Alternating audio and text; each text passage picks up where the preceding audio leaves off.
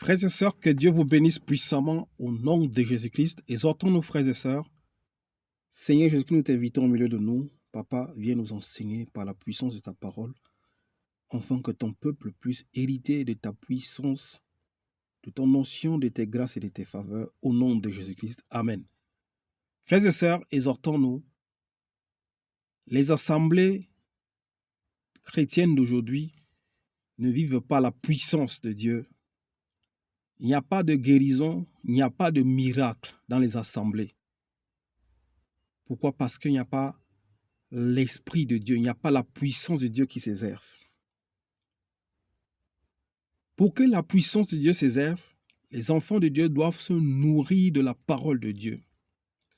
Et c'est cette parole qui va développer la grâce, la puissance, les bénédictions, les délivrances de Dieu dans leur vie. Frères et sœurs, c'est pour ça qu'aujourd'hui, beaucoup ont commencé avec la foi et beaucoup ont perdu la foi. C'est pour ça que vous voyez certains faux pasteurs, certains faux prophètes ont commencé dans la foi. Mais bien après, comme ils ne vivaient pas la puissance et la grâce de Dieu, ils n'ont pas persévéré. Ils ont préféré de suivre la voie de Balaam. Frères et sœurs, pourquoi les assemblées chrétiennes qui au départ sont vraies ne vivent pas la puissance de Dieu? Et après, ceux qui avaient été appelés à annoncer la parole de Dieu se sont retournés vers les magiciens, les féticheurs, ont accepté les sectes. Lisons la parole de Dieu pour nous édifier. La cause du pourquoi les assemblées de Dieu ne vivent pas la puissance. Et la cause du pourquoi beaucoup d'hommes de Dieu qui étaient appelés à exercer l'œuvre de Dieu ont quitté la voie de la foi, ils ont perdu la foi et se sont tournés à la voie de Balaam. Ils ont embrassé les sectes, la sorcellerie, la magie, l'occultisme et le satanisme. Actes des Apôtres, chapitre 2, verset 42. Prenons l'exemple ici de ceux qui nous ont précédés dans la foi, ceux qui ont commencé l'Église. Le corps du Christ, là où il a commencé, c'était l'acte des apôtres. Regardons ce qui était leur moteur, ce qui était leur carburant, ce qui faisait leur force. Les hommes qui nous ont précédés dans la foi, eux, ils vivaient la puissance de Dieu. Quand le Seigneur était là, ces gens n'avaient pas la foi. Mais quand le Seigneur est mort, il est ressuscité, il les a apparus, ces hommes et ces femmes, ils avaient une foi inébranlable. Gloire soit rendue à Dieu qu'ils ont vu le Christ revenir après la mort. Cela a boosté leur foi au point où ils n'avaient peur de personne. Ils étaient prêts à tout parce qu'ils connaissaient la grâce et la puissance de Dieu. Mais regardons comment eux ils se comportaient. Nous aujourd'hui, nous n'avions pas vu le Christ de face. Mais par la foi, nous l'avions vu. Mais regardons, la Bible demande de prendre en exemple ceux qui nous ont précédés dans la foi. Pourquoi ceux qui nous ont précédés dans la foi, l'apôtre Paul, l'apôtre Pierre et les autres, étaient puissants?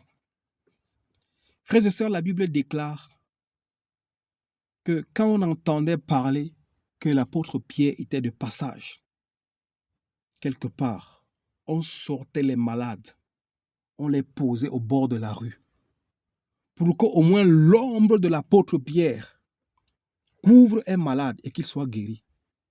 Et quand l'apôtre Pierre passait, ceux qui utilisaient ce genre de foi, ils posaient les malades au bord de la rue.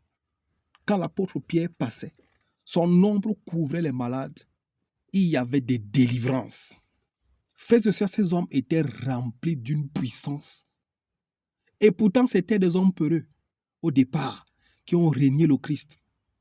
Mais quand ils se sont convertis après la résurrection pour servir Dieu, ces hommes ont vécu la puissance et la gloire de Dieu. Frères et sœurs, l'exemple également de l'apôtre Paul. La Bible déclare, quand l'apôtre Paul prêchait, les gens ramassaient les mouchoirs que l'apôtre Paul avait utilisés et ils allaient poser sur les malades. Ce n'est pas l'apôtre Paul qui prenait les mouchoirs et mettait sur les malades. Mais ceux qui écoutaient la prédication de l'apôtre Paul, comme ils savaient que cet homme était utilisé par Dieu, les gens ramassaient ces mouchoirs qu'il avait utilisés et ils allaient poser sur les malades. Et les malades guérissaient. Ces hommes étaient porteurs de grâce. Mais pourquoi nous aujourd'hui, les assemblées d'aujourd'hui, n'ont pas la grâce et la puissance de Dieu? Lisons la parole de Dieu pour savoir le pourquoi et comment est-ce que ces gens opéraient. Actes des Apôtres, chapitre 2, verset 42, la Bible déclare: ils persévéraient dans l'enseignement des apôtres. L'Église persévérait dans les enseignements des apôtres.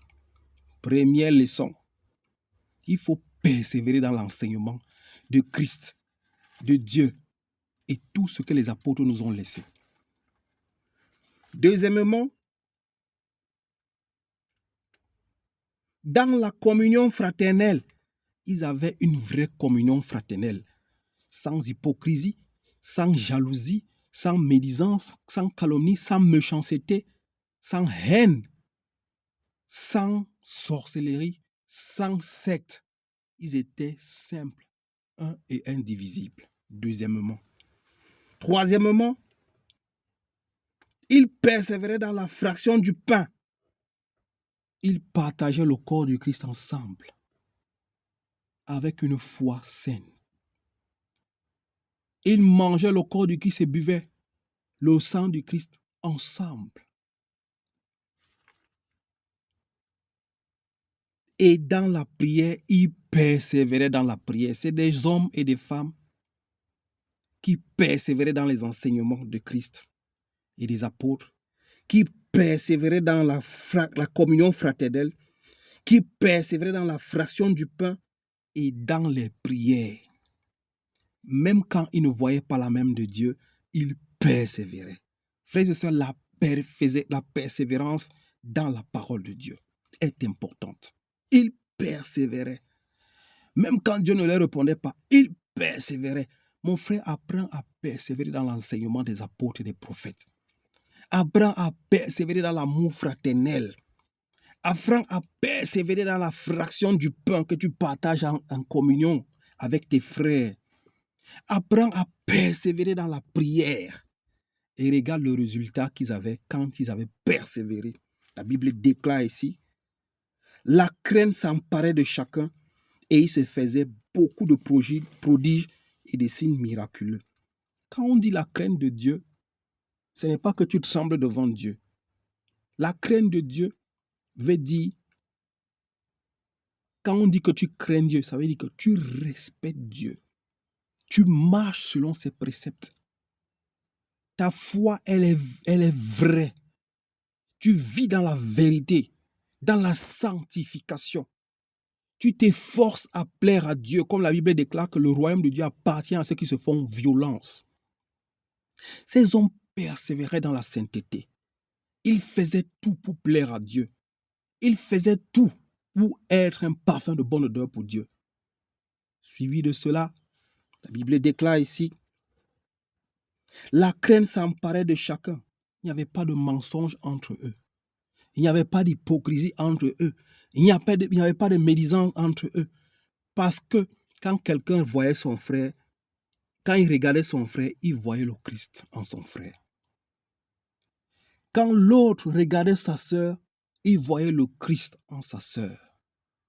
Quand il regardait son ami, il voyait le Christ. Et ils avaient la crainte de Dieu. C'est ça la crainte de Dieu. Et la Bible déclare: la crainte s'emparait de chacun et il se faisait beaucoup de prodiges et de signes miraculeux par l'intermédiaire des apôtres. Tous ceux qui croyaient étaient ensemble et ils avaient tout en commun. Ils étaient ensemble et ils avaient tout en commun. Il n'y avait pas d'hypocrisie dans l'église de Dieu. Il n'y avait pas le mensonge dans l'église de Dieu.